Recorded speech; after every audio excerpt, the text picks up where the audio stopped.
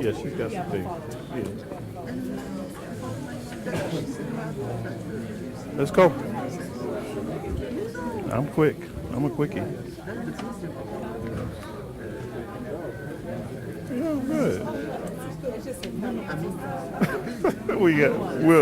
We'll talk. Let's go. All right, so brother, we're starting again. We're starting back.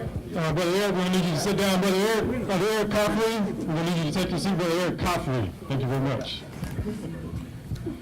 Sister Ife? Yeah. Sister...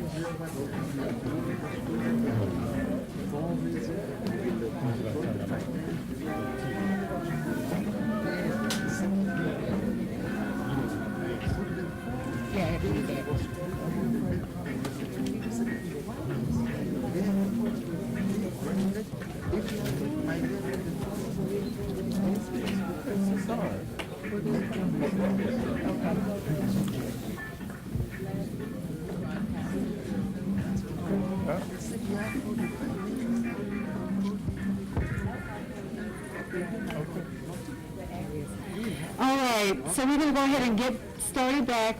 My dear husband is going to follow up on these slides rather quickly. I do have a comment. We were sitting over here talking, and as he was sharing with you that, yeah, we're going to go with whoever is ready.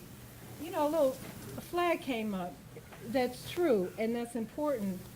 But and in addition, there also has to be stuff put into place to make sure that, to guard against some of the historical habits that get in the way. So for example, within our family, we implemented some principles to guide how we will work together. And this is so that he may in principle say, yes, women, we need to be equals, we need to be working together at all levels, heart, minds, hands, to do this work. But if we don't have safeguards in place to correct bad habits or stuff that we just don't think about because they've been habits, then we'll fall into the same practices that then have him out making speeches and decisions and me watching babies and cooking. I'm not passing judgment on either, but I'm saying our roles together and in this work are different than the prescribed gender roles. So what we put into place within our work and within our home is, one, women make the final decision.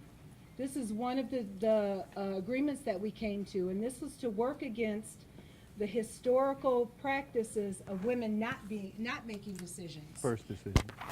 Pardon? First decision. The first decision, Yeah. when it comes to work.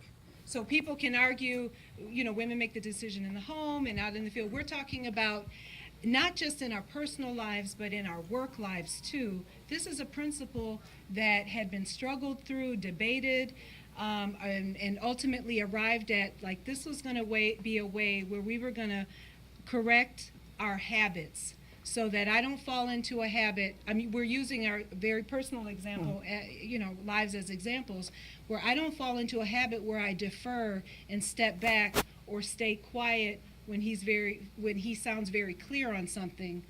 But where I am clear on something, I say something, I do something, I make a decision. We make a decision.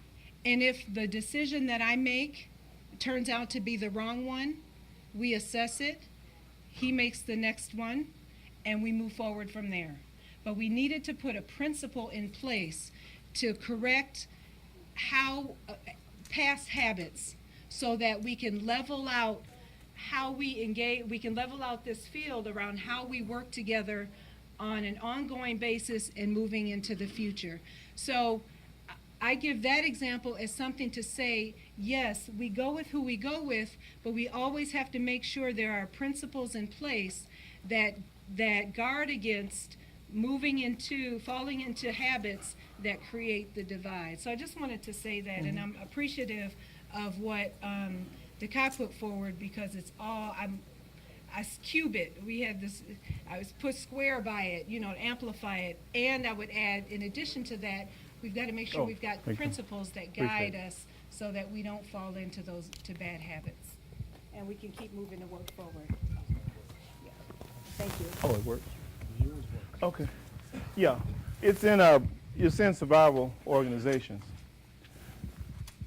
We actually dealt with it years ago, where you have to work around the knowledge that it's two people, different sexes. You can either say, you make this decision, I'll make the next one, that kind of stuff. Or you can just put a system in place that corrects past wrongs. Same thing with class, race. I'm not going to let a white person make no decision for me. That's why we do our own books. I'll do our own work. We're not going to let people who enslaved us make a decision for us. Y'all work that out. Arabs enslaved you. You're not going to let them make any decisions for you. Zero decisions. You make the decision, they follow it. You never let them make the decision for you. They put you on the front line every time. Same thing with class.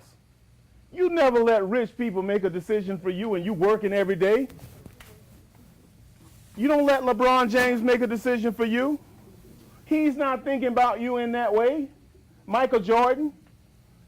You have to make the decisions for your class. We are working class. We have to work to eat, to live. So our vision is going to be different than somebody who's living off of us. I mean, slow that down and think about it. They not with us. If they rich billionaires, Oprah, she's not thinking about us. She could have paid for every school in Chicago for black folk to go to school with all that money she got. She just took a tax write-off in South Africa, $40 million. Tax write-off. She's worth $4.3 billion. So they're not thinking about us. So class, you got to think for your class. You can't get in Harvard unless, of course, you pull some strings, even if you've got straight A's. If they find out you're a revolutionary, you ain't getting in Harvard, no matter how many A's you got. That's a class question. They don't want you having what their class gets. We have to think about those things. Race. Whites are not going to give us what they got. They keep that from us. That's why we don't get the purest form of science. We don't get in there. I'll give you an example. You see all this basketball going on. Black players run up and down the court, getting nothing. They ain't getting paid anything. You know they wouldn't let those blacks in those University of North Carolina, Notre Dame. They wouldn't even let them in there unless they played basketball. They don't have straight A's going in there. They went in there to play basketball. Berkeley, Cal Berkeley, Harvard. You see what I'm saying? They don't even let you in there unless you making money for them. And then you end up with nothing. 90% of those black players who are running up and down those courts are not going to get a 4-year college degree. And only about 20% of them get them in the end. So that's like 80 don't get anything unless they get it on their own when they're not. And it's not because they're not smart. You got a full-time job making money for these coaches and the school. You got a full-time job. The coach getting $5 million, you getting what? 0. So I say all that to say that, not looking out for us. We have to look out for our own class. We have to look out for our own population, call it race, whatever you want. You got to look out for us. We got to look out for, and Ife brought this up. The reason we set a system in place is because in the final analysis, if you're a team, the question becomes, who's making the best decision for the team to win? If she's a pilot and I'm a rider, why would I make that decision to fly the plane? Why would I try to fly it? But if I'm the pilot, I've got the training in it, why wouldn't I make that decision? So you got to work those things out. It's not like it's a cookie cutter. You got to be fluid and appreciate who's bringing what to the table.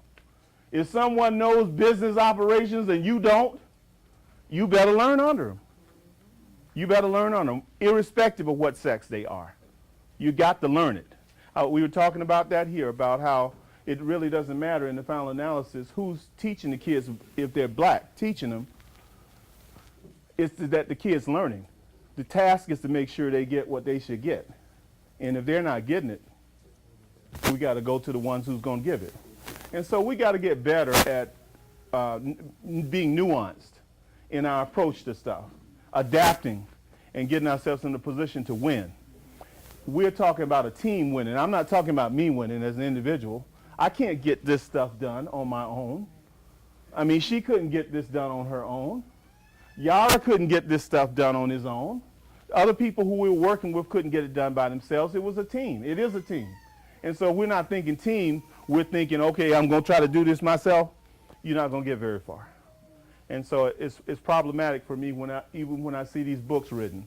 It's amazing how they write books and put their names on it, and about 5 or 6 other people helping them do the work. And they don't let nobody know that those people did the work, which was, in many cases, equal to what you were doing. So we've got to do better with respect to working together. So what I've done is put together some diagrams. You know, usually in a program like this, you're not going to get it all in one evening, one setting. It's almost like a course. You got to go a whole semester. So what I did was hand you the handout.